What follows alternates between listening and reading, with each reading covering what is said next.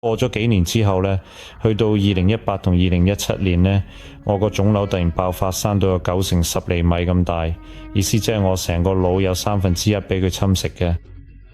腦入面有冇乜俾侵蝕咗或者切除咗，係永遠都生唔返出嚟。我嗰個腫瘤唔係均質嘅，入邊有啲部分係膠質母細胞瘤，呢種係最惡性嘅腫瘤。你其實可以親眼見到。我哋會展示一張用嘅顯影劑嘅磁力共振掃描箱俾大家嘅檔案入邊嘅記錄過，有人可以生存落嚟。對住呢種腫瘤，一般人只可以生存1至2年，視乎腫瘤有幾大，但係冇人可以生存得耐過呢個時間。當我真心誠意講完阿文之後，我好清楚、好實在咁聽到一把大聲而有力嘅聲音同我講：我絕對唔會容許你死，直到永遠永遠，直到永恆。今日呢集節目我真係好期待，不過我哋啱啱開始，因為我同佢私底下傾咗太多唔同嘅話題。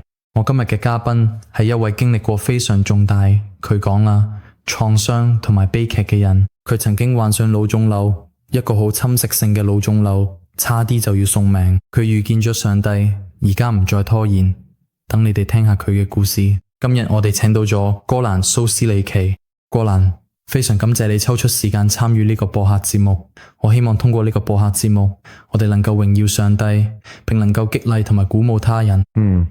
我當然可以話我係喺基督教信仰嘅薰陶下長大嘅。其實我一出世就喺呢個信仰入邊，可以話我一直都係以基督徒身份生活，或多或少，甚至可以話幾大程度上都係咁。但係我未真正經歷過一個好深刻徹底嘅悔改，亦都未真正地屬靈上重生過。喺2010年，我被診斷出有一個好嚴重嘅腦腫瘤。咁嗰陣時個腫瘤咧，大約咧有4厘米咁大咧。其實咧都幾大粒，我入咗醫院啦，但係嗰陣時佢做手術或者切除，因為我當時唔係好同意做咁大嘅手術，所以最後咧我就返咗屋企同屋企人一齊。但係嗰陣時我哋成家人開始好虔誠嘅祈禱，求上帝行神蹟醫好我。之後我真係慢慢開始好返好多，成個人嘅狀態同健康都逐漸有改善。跟住當我開始好返啲嘅時候，我唔知點解慢慢同上帝嘅關係就疏遠咗。仲有一樣嘢，我差啲就覺得即係好似唔係上帝幫佢我，而係我自己做咗啲咩先至健康返。我轉咗用草本萃取物，戒咗食肉、奶同埋所有動物性工業產品。我跟住嘅係你知啦，真正深入嘅療法、天然營養、草本萃取物，唔會用嘅假維他命或者嘅物質。因為其實嗰啲對身體有害，而家嘅健康食品店都仲用緊。其實嗰啲真係會傷害人體。我哋身體只可以吸收植物性嘅成分，淨係得真係由唔同植物提煉出嚟嘅製劑先至有用，咁樣先至發揮到應有嘅效果。呢度有好多嘢可以講，不過我而家唔打算深入講。例如2010年嗰陣，你嗰年實際上感覺係點？嗰陣你有冇試過啲咩嚴重頭痛或者唔舒服？唔係成日都頭痛，定係有啲偏頭痛嘅？你點解會攞到話，喂，我想去攞醫生檢查下佢哋？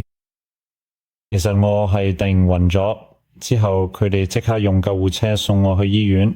喺醫院檢查之後，發現我有一個幾大嘅腦腫瘤，大約有4至5厘米嘅大。跟住佢哋即刻想一次過全部切晒出嚟，不過好彩我老婆堅決反對，最後都冇俾佢哋去做。所以佢哋好小心咁打開咗我個頭骨，之後就即刻打電話俾我老婆，認真咁問佢可唔可以俾明確嘅同意，將所有嘢都切晒出嚟。我老婆堅決拒絕，所以佢哋就好細心咁幫我縫翻好，咩都冇做就冇擺低我。根據佢哋嘅醫學評估，我係有意識嘅選擇唔想繼續生存。呢個發現對我嚟講好深刻，同埋好難接受。從長遠角度諗諗啊，跟住我就開始睇睇啦。咁個之前我成日都食好多肉同埋唔健康嘅嘢，自從嗰陣開始，我就變咗完全食植物性食物啦，只食植物啦，唔再食肉同其他嘢。之後我覺得自己好咗好多。咁所以喺醫院嗰段時間同之後，我哋不停咁祈禱，希望上帝可以醫好我哋，救我哋。正如我之前講過，當我身體好返啲嘅時候，我越嚟越唔記得自己健康係因為佢哋介入。過咗半年之後，我就完全冇再祈禱同埋讀經。其實係1年，唔好意思，突然之間我又入咗醫院。之前1個月我去佢做身體檢查啦，發現我左邊有個腫瘤。再過多1個月，係因為嗰個係最惡性嘅腫瘤。當我被送去醫院時候，發現我腦喺另一邊又多咗3個腫瘤，其中一個呢，有2個呢，主要係一啲米大啊。基本上我成個頭都差唔多俾咗腫瘤侵蝕晒。我真係記得好清楚，好清楚。醫院嘅職員好清楚咁同我講，佢哋真係幫唔到我，叫我返屋企準備同我最愛嘅家人講最後道別。咁雖然我基本上已經講唔到嘅，成日都半清醒嘅，好似象徵式咁樣。跟住就係1個星期6下嘅嗰陣時，正值盛夏，大約40度。我哋嗰陣喺屋企喺樓上，好多人輪為我祈禱，希望我可以康復。天上面一片雲都冇，點知祈禱期間突然之間打雷，聲音大到嚇親晒大家，個個都唔知發生咩事，以為世界末日嘅乜嘢，真係咁大聲。然後呢，突然之間呢，我覺得自己完全冇事，我企翻起身，力氣都翻晒嚟。之後我哋去咗醫院做磁力共振，結果發現所有新生嘅腫瘤都消失晒，好似從來冇出現過嘅。左邊主要嗰個腫瘤就冇縮細啦，但係令我差啲死咗嗰嚿嘅就喺冇啦啦咁嘅，即係話神真係創造咗我腦入邊嗰部分。喺2010年，醫生話你有一個大約5至6厘米大嘅腦腫瘤。喺嗰段時間裏面，你了解咗相關知識後，就轉移採用植物性飲食。正確，確切地，你堅持素食飲食幾耐啦？我堅持咗1年，但係最近2-3個月裏邊，我開始失去自律，開始好似普通人一樣飲食。雖然仍然唔食肉，但飲食好唔健康。結果呢，只係放棄咗健康飲食2個月，我又病返。因為如果一個人唔讚美同榮耀上帝，唔感恩，其實就等於離棄咗上帝。喺呢個過程之後，你又可以話係回歸返之前嗰種真誠而樸實嘅生活飲食習慣。當上帝再顯神蹟，我便重回正軌。但係我都係點講先至夠貼切同準確呢？其實我當時都處於一種幾深層嘅，你知啦，某種感覺入邊呢，起伏不定。我嗰陣成個狀態都係起伏唔定，好唔穩定。我其實唔算真係穩定。我係好努力為上帝做事，亦都不斷提醒人，但其實都未去到完全圓滿。跟住過咗幾年呢，特別係2018年或者2017年呢，我個腫瘤突然爆大，生到有9乘10厘米咁大，所以我大腦有1/3真係俾腫瘤侵蝕咗。當大腦入邊佢哋俾人食咗切咗走，其實係生唔返出嚟，因為個細胞神經細胞佢哋唔會再生，唔會再分裂，所以切嘢呢就真係冇咗。佢係幾時嘅事？係邊一年？喺2018年。佢喺2018年，你可以話嗰個就係我人生嘅轉捩點，係咪？講下你自己私人生活，你有冇驚過死？你有冇諗過呢樣嘢？嗰陣時你腦入邊最多係咩睇法？咁其實喺嗰啲臨死前嘅時刻，唔如話係死亡啦，因為本來就應該係咁。我係最接近上帝嘅時候，所以喺嗰段特別艱難嘅時期，嗰幾年呢，我發作過好嚴重嘅 can 因為我有成1/3個腦完全被壓制嘅，我個腦承受住好大壓力，個腫瘤，你之後會喺相片見到係將我另一邊腦推咗成2厘米或者以上。其實邊間發作咧有好多唔同來源啦，甚至冇靈性層面咧都可以話係兩邊對抗嘅一場戰爭。但係如果係因為解剖結構上面出現問題，好似我哋其實唔關靈性層面事，真係因為腦組織被破壞，加埋其他腦部承受住巨大壓力，成2-3厘米咁厚。真係痛苦難當，嗰種感覺咧真係極度恐怖，好似有人特登咗條230伏嘅電線，唔係12伏，係成230伏嘅帶，直接插入你耳仔嘅。老實講，我真係形容唔到嗰種極度折磨同痛苦嘅感覺。即使我心入面充滿仇恨，真係想令其他人受苦，我都絕對唔會希望任何人經歷呢種痛苦，連希特拉都唔會。咁樣嘅折磨啦，真係好少人會經歷過。我同人傾過，但係冇人試過好似有條220伏嘅電線咁，電流穿過你身體，真係將你撕裂咁恐怖嘅感覺。所以基本上，假設你當時躺喺病床上面，即將離世，真係面臨住生命嘅終結。係嘅，嗰段時期係乜嘢樣嘅？我從未如此接近上帝，所以甚至喺臨終前嗰段深刻嘅時刻之前，或許早喺2個月前，當我已經變得非常虛弱嘅時候，我只能勉強走20-30步，感覺自己一天比一天虛弱。但係我同上帝嘅關係嘅親密，死亡對我嚟講一啲都唔驚，唯一令我掛心嘅可能就係為咗我親愛嘅太太同我心愛嘅仔，因為我要離開佢哋。但對我自己嚟講，我完全冇驚過，我覺得自己得救嘅。我同上帝有咁深嘅連結，連死亡都唔會嚇親我，因為我哋知道耶穌好快就會攞喺我哋呢一代。佢會復活所有接受嘅跟住嘅旨意生活嘅信徒，所以某程度上呢段時間係我人生中最美麗嘅一部分。但同時我又覺得，如果只係靠咁深嘅同上帝連結咗，為自己嚟到救恩，會好自私，因為世上仲有咁多人會永遠滅亡。當我躺喺嗰陣時，我向上帝祈禱，祈求奇蹟，因為呢個唔單止係治癒，更加係重塑大腦。我嘅大腦已經被侵蝕，係得。我哋先澄清一下，所以當惡性腫瘤發展到好似你咁樣不幸喺最後關鍵時期所處嘅晚期時，就根本冇有效嘅治療方法啦。悲哀地，只能任由佢咁樣，注定要走向無可避免嘅死亡。我嗰個腫瘤係高度惡性嘅，有啲腫瘤係良性嘅，唔係癌症，只係腦入邊有個生長。有啲人可以戴住咗好耐都冇事，甚至可以做手術切除。但我嗰個係3級同4級，而且唔係均質嘅。咩叫3級同4級啊？其實腫瘤咧係有4個級別，第一級就係良性腫瘤，好似疤痕咁，可以做手術切除。如果及早嘅處理，你可以生存落去。但係級數越高咧，醫好病人就越難。我嗰個腫瘤不均質。入邊有啲部分係膠質母細胞瘤，呢種係最惡嘅腫瘤。你可以見到我哋會展示一張用咗顯影劑嘅 MRI 掃描圖，所以有個地方特別白。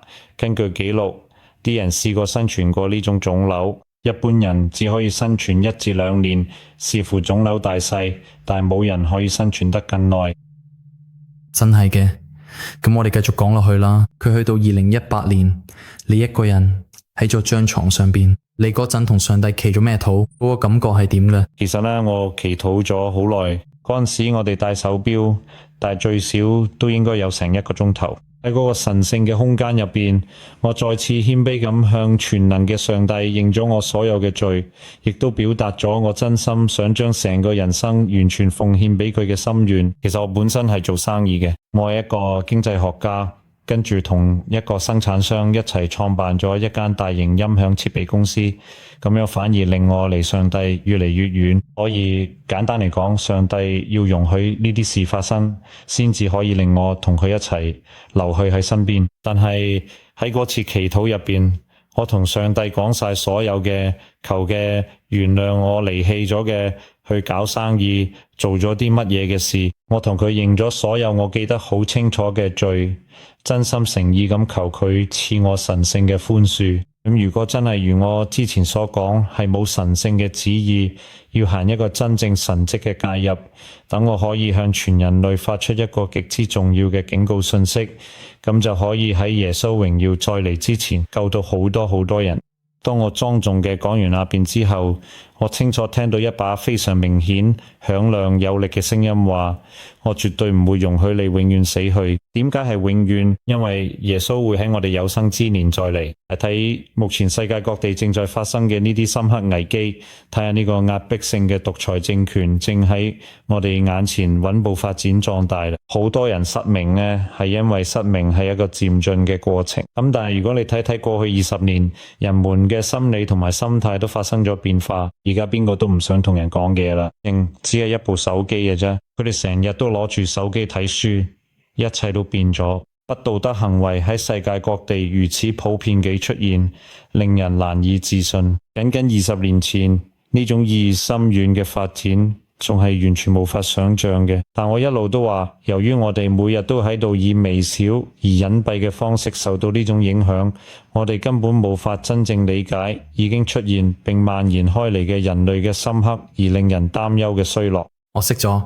於是你向上帝做咗個長達1個鐘頭嘅真誠祈禱。咁喺嗰次意義重大嘅祈禱之後，究竟會發生乜嘢呢？當時我喺醫院第一件有趣嘅事情呢，係突然間一啲陌生人啦，亦即係其他病人呢，開始走過嚟問我能唔能夠聽我講一啲關於上帝嘅事情啦。而呢發生喺我當時居住嘅國家，咁呢個係一個無神論國家，同上帝關係疏遠。入大學之前呢，我第一份工呢係做 X 光技術員呢。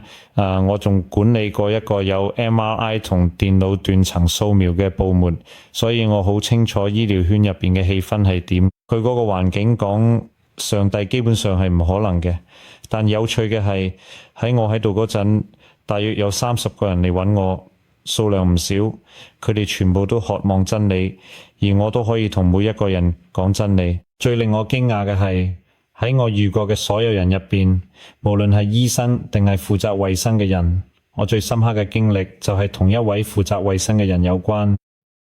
唔知點解，經過我太太，佢開始問起我嘅事。其實好難理解一個完全唔識嘅人會有人四圍打聽，想揾你聯絡。之後呢，我又去咗另一個好遠嘅地方幾日啫，可惜嘅機會見到嗰位女士。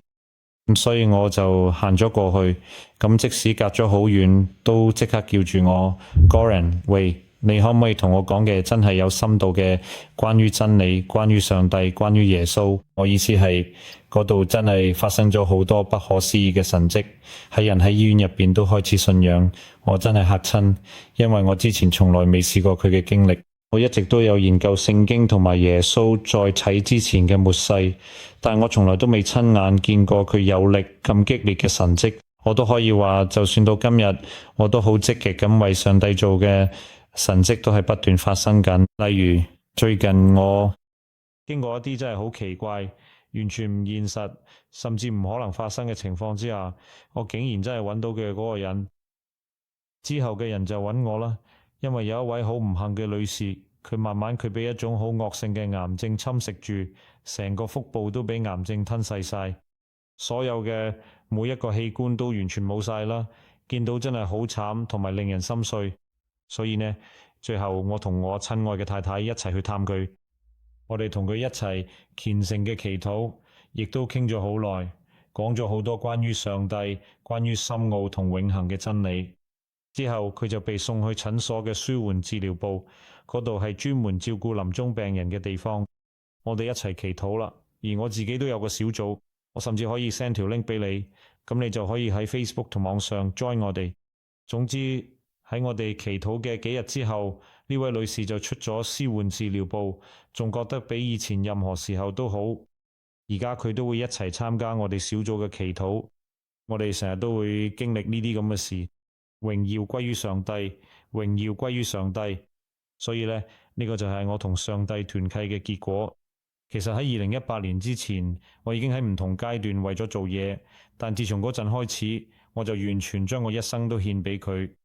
結果真係有好多人揾到上帝，唔係靠我自己有咩能力，而係因為我將我哋思想交俾佢上帝，佢哋就可以透過我講出咗深奧嘅說話，唔係我自己，而係靠佢神聖嘅引導。榮耀歸於上帝。我想我哋可以翻轉頭講下你嘅經歷。你期許嗰個1個鐘頭咁長嘅禱告之後，癌症發生咗咩事？醫生點講？之後嘅掃描結果又係點？咁我哋醫院嘅時候呢，佢哋又再開刀，想睇下可以點做。之後呢，佢哋又縫翻埋。佢哋喺大約1.5厘米嘅組織去化驗，結果只係發現係第4期，即係話呢個係最惡性嘅腫瘤，連資料庫都冇記錄過。咁多億人入邊，可能總會有啲人可以捱過某啲嘢，就好似日本嗰啲炸彈咁，都有人喺400米內都生存到。但係正常情況下，醫學記錄入邊嘅人可以捱過呢啲嘅，因為佢發展得好快，連用天然療法都冇用。我係支持用草本萃取物做天然療法嘅，唔係嘅所謂健康店賣嗰啲維他命嘅物質，嗰啲只係賺錢啫。不過嗰啲店呢都係有賣嘅萃取物嘅，例如冇萃取物就係用海洋入邊某種植物做嘅，而且一定要係有生命嘅物質，因為咁樣呢，所有嘢呢都會磨得好細緻。所以我想講呢，我係支持傳統草藥醫學，呢啲比而家市面上嗰啲深好多。依家嘅人唔知，其實全部都係為咗賺錢。但係講返正題，經歷咗嗰次真係好驚人嘅經歷之後，我好快就起身，將所有嘢都處理得好有效率。啲人不停咁打電話揾我，想同我傾偈。嗰陣我仲攞咗啲章喺度，連佢專門照顧我哋護士入房，佢哋我都覺得成件事幾有趣，真係一段好難忘嘅時光。跟住我都唔知點解，冇醫生都唔太信我可以好得咁快，所以佢哋比原本計劃多留咗我一陣。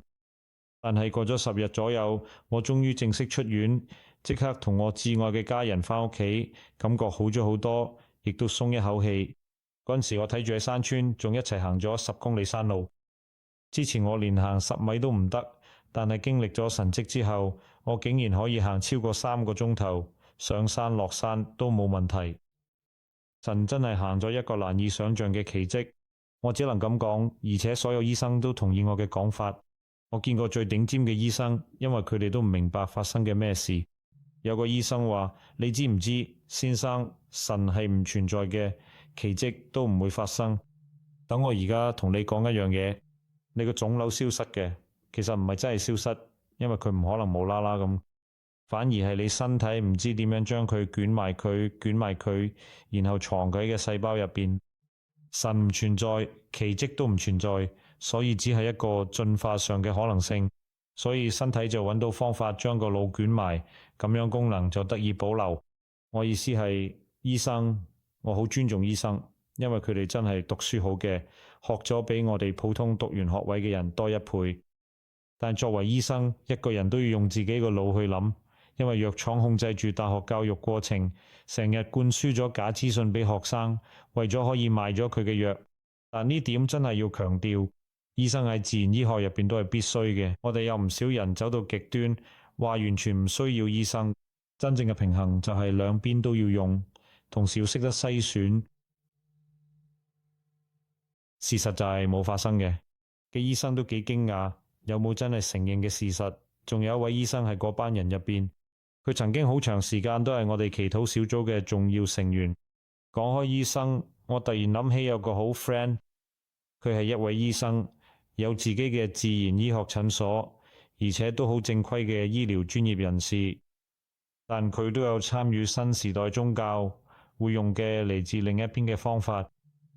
之後神用一個好奇妙嘅方式，透過咗媽媽令我哋有咗聯繫。媽媽係個無神論者，但聽過我哋痊癒經歷之後，佢都想我哋傾下佢自己嘅情況。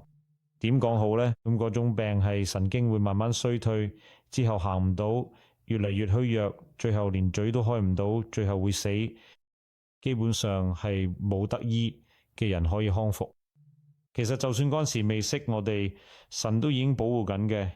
雖然佢以前信新時代思想，但係佢個病拖咗10到15年都進展得好慢，呢個好罕有。不過神早就預備緊嘅，因為佢知佢會認識真理。之後呢，佢加入咗我哋個小組。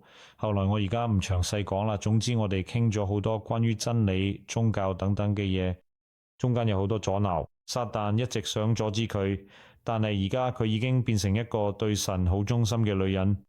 而且就係最近2-3個月前，所有障礙都被除去咗。佢身體完全恢復正常，雖然喺神經之前已經壞咗，但而家全部都復原。依家68歲嘅嘢行路好似後生仔女咁。榮耀歸畀神，榮耀歸畀神。你可唔可以講下，由你開始祈禱到完全痊癒，中間用咗幾耐？係咪一祈完禱就即刻好返，定係過咗一段時間慢慢先好返？你記唔記得？其實正如我講，我祈完禱之後就即刻起身，體力同一切都返晒嘅。但係要等到所有嘢完全穩定落嚟，腦入邊積聚咗嘅血塊清晒，可能都要1年或者2年時間。但我要講呢，我覺得我唔會呃人，上帝留咗少少虛弱俾我，所以即使到今日，如果同司徒保羅比，我都唔算係完全強壯。佢曾經3次向上帝祈禱，叫佢將個病從喺頭上攞走。耶穌同佢講，正如聖經所寫，你問我已經夠多啦，唔好再問呢件事。所以上帝好多時都會留咗苦難俾人，等佢哋唔會變得驕傲。作為一個經理，我可能會有變得驕傲嘅傾向，所以上帝就咁樣留低咗我。佢帶我去過好多地方，但最終都帶我返去咗身邊同學識謙卑。但係我同我哋大家都要時時向上帝祈禱，唔好再養成嘅負面性格。至於當然，講下你喺成個生病期間、病假嗰段時間，你經歷過啲咩困難同艱辛？咁講啦，上帝喺成個經歷入邊俾咗啲咩？你攞到愛。完啦。你以前過緊咩生活？即係過住一個普通市民嘅平凡生活。我哋參與過犯罪或者冇特別邪惡嘅事，但係個情況就係喺上帝面前，罪犯反而好多時會同佢同救恩更加接近。比起冇對上帝已經變冷淡，識上帝但心已經冷卻嘅人，我哋記住耶穌釘十字架時隔離嗰個賊，佢得救嘅，但係嗰啲殺咗耶穌原本好接近上帝嘅猶太人，反而冇得救。所以上帝係根據我哋嘅認知去決定我哋嘅責任。而且因為我係牧師同傳道人嘅仔同孫，所以我比其他人知道得更多。上帝都會根據你知道幾多去衡量罪，所以佢哋都唔知，甚至未聽過有上帝存在嘅人，佢哋會根據自己嘅品格同佢哋擁有嘅知識去得救。但係我哋知道得越多，某程度上我哋都會更加受保護，因為我哋嘅知識越深，我哋就越接近上帝，亦就越能夠得到保護。但係與此同時，我哋亦都肩負住更大嘅責任，呢個正確嘅。所以俾我再講一遍，知識唔係得救嘅必要條件，但係佢有所幫助。當我哋掌握咗知識之後，撒旦更容易引誘我哋進入新時代，進入各種各樣嘅事物。咁你會唔會話，其實喺你人生入邊，譬如話喺你患上重大疾病之前，你已經建立咗一間好成功嘅公司，一個好有成就嘅生意？你係咪真心建議人哋主動投身入呢個充滿挑戰嘅創業世界，等自己個腦都被佢嘅高要求有冇吸引佢哋填滿晒？佢應該去到咩程度先唔會變成你生命入邊嘅偶像呢？其實做生意本身唔係罪啊，你講啦，人都要生活，要運作噶嘛。當然，重點係我哋生命嘅核心係咩？我哋嘅思想喺邊度？如果我哋搞咗間生意，每日做15個鐘，咁我哋都頂唔順噶啦。我哋要承認，講真，我而家都唔可以話自己完全聖潔同公義，因為做人係不斷成長同埋進步嘅。因為耶穌在咗之前，我哋都要成為聖潔。或許有一日我哋亦都會傾到呢方面嘅內容，但我思路斷咗啦。唔使擔心，歡迎隨時加入。輕敲一下就能夠停止震動，係嘅。請你重複一遍問題，我嘅手機讓我分心啦。係嘅，你建議啲人投身創業咩？咁呢種崇拜喺幾大程度上會變成，譬如話你生活中嘅偶像呢？其實我哋嘅舊約都可以清楚見到，當時世上最有錢、最興旺嘅人，同時都係最忠誠、最虔誠嘅人。所以好明顯，財富本身並唔係得救嘅不可逾越障礙。但可惜，正如耶穌自己講得好深刻，真正能夠進入天國嘅有錢人，其實只係得好少數。我哋唔會好似駱駝咁可以穿過閘門。即係我覺得做生意都要有神帶領，佢引導我哋，就算佢生意上都一樣，我哋都要緊緊依靠嘅。所以我哋做乜嘢時候都會祈禱，問下佢應該點做。我哋會唔會呃自己嘅生意伙伴？我哋會唔會唔誠實？我哋會唔會用任何方法去偷竊？但其實重點都唔係呢啲，重點係我哋思想入邊嘅核心係咩？如果我哋發現因為做生意我哋冇辦法去睇嘅，每日朝早起身最少祈禱1個鐘。如果我哋覺得自己停咗，生意壓力大到佢走咗我哋嘅力量，佢嘅精神起身祈禱1個鐘，夜晚瞓覺前又冇力祈禱，佢其實應該提醒我哋呢啲唔係神嘅心意。你已經完全從嗰次經歷中恢復過嚟啦。今日係2025年。假設你擺脫嗰種束縛已經4-5年啦，係咁樣咩？或許更多，個係2018年，唔係2025年，個係8-9年。Lin，你而家感覺如何？我相信觀眾會對此非常感興趣。你而家仲有啲乜嘢從嗰段時期遺留落嚟嘅健康問題嗎？我覺得自己變得虛弱啲嘅，即係我想講，我唔係使徒保羅，亦都唔係咩先知，等你明白我意思。我唯一一次清楚聽到神嘅聲音，就係冇醫好我嗰陣。自從嗰次之後，我就再嚟清楚聽到個聲音。我發現好多時候撒旦都會喺耳邊細聲講嘅，而且好多時候連我哋自己嘅思想都好似有人喺度同我哋講嘅嘢，其實可能只係自己嘅念頭。所以喺呢方面呢，你真係要好小心。我可以講嘅就係咁多。我自己都係有同樣嘅經歷，所以上帝會引導我哋。當我哋同佢接近嘅，最終都可以聽到佢嘅說話。但係呢，撒旦呢會限制我哋。例如，大家記住嗰個關鍵時刻，亞伯拉罕嘅直系後代，以掃嘅後裔雅各，佢同耶穌摔跤嗰次，聖經明明寫住係同天使摔跤，但有一篇特別有見地嘅文章，一位真係好好同受人尊敬嘅作家，將呢件事描寫得好生動。就喺同一時間，撒旦就喺背後陰險嘅細聲講嘅，成日同佢講嘅咩？